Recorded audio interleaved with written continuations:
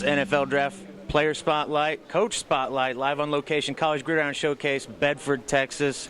Coach Don Wnek, we got to see you in action with the pro free agents yesterday.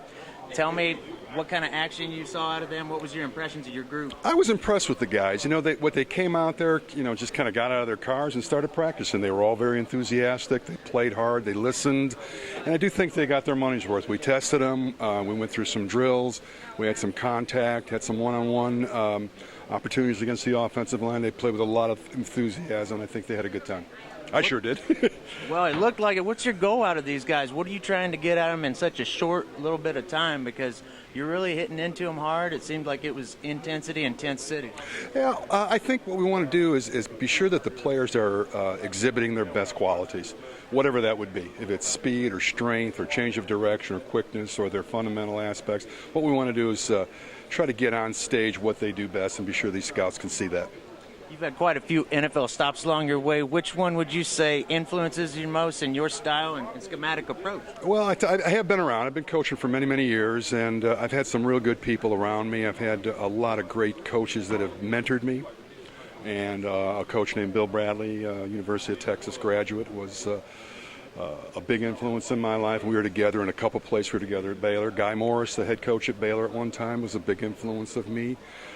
So I've had many, been blessed with a lot of good guys that have taught me a lot of football and have really brought me along in my career.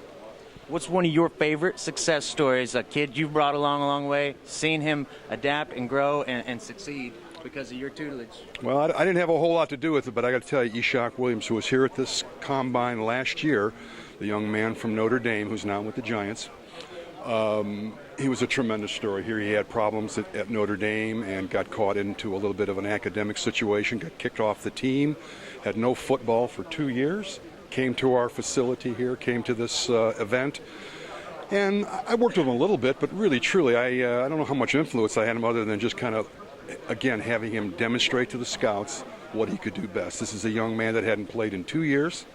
They had no film on him. They didn't know where he was coming from. He was 6'6" and about 260, but what an athlete. And he got out there, he put him through his paces, and he got signed to a free agent contract, stayed on the practice roster all year, finally got some game time the last couple of games. I'm real proud. And I don't know how much influence I had, but he's a real success story and a tribute to this particular camp. I'm a big fan of your approach. You basically, forgive me for saying, no BS, and I think that's good for the kids because that's the way it's going to be at the next level. No one's going to wait for them or hold their hand. There's no doubt, and I just basically want to be able, if I can express any wisdom to them, talk a little football, help them through this event here so that they're out there doing the best they can. That's really all I can hope for.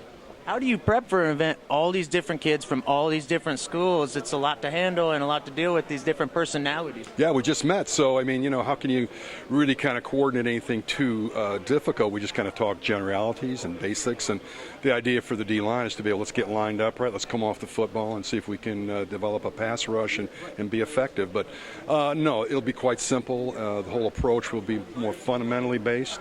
And we're just going to kind of try to inject a little bit of energy and enthusiasm so they play hard. What is your game plan for the All-Star and the select group? I mean, they're both going to get the same coaching, I assume. Yes, they are. No, we didn't come here to take part. We come here to take over. No. And that's what this event's all about. How excited are you to kind of get the best out of some of your positional players and showcase what they've got going? Because a lot of these guys wouldn't otherwise get the opportunity or the platform. Right, we're looking forward to it. No, I've got a variety of things to do. We're gonna drill. We're gonna go some one-on-ones. We're gonna do some group things, and on Wednesday we're gonna scrimmage. So they're gonna get a full gamut of practice and situations here. What's the roadmap after this? What do you do after the college graduation? Oh my gosh! Well, I've got some things. I do a lot of things in Canada. I do youth camps in Canada.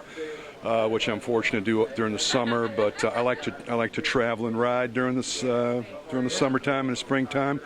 I do spend time in Arizona during the winter, but I'm looking for a job, and certainly I have a lot of capabilities and willing to do that again. So I'm still hungry. I would assume people would be reaching out to you for some mentorship, some guidance. Well, I would hope so. I would hope so. I've been very fortunate in my coaching career. So if it's the time that something's going to come along and it's going to be the right thing, then it's going to happen. If not, I'm happy staying semi-retired at the most point and working in events like this and in my youth camps all across Canada and the U.S. Well, the showcase is honored and privileged to have you, Coach. I thank you so much. I appreciate being. I'm very happy to be here. Thank you once again. Looking forward to the week, Coach. You betcha. You Thank betcha. you.